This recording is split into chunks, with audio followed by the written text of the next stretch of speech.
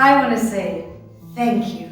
Thank you to everyone that came here and helped me making my big year-long dream coming true.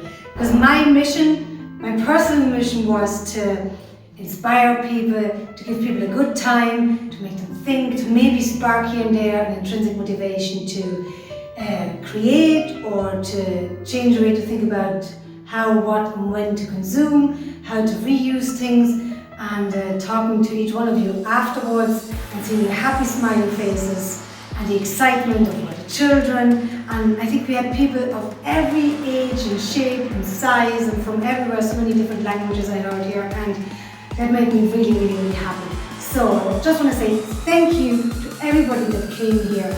You made my heart jump and warm. And now it's time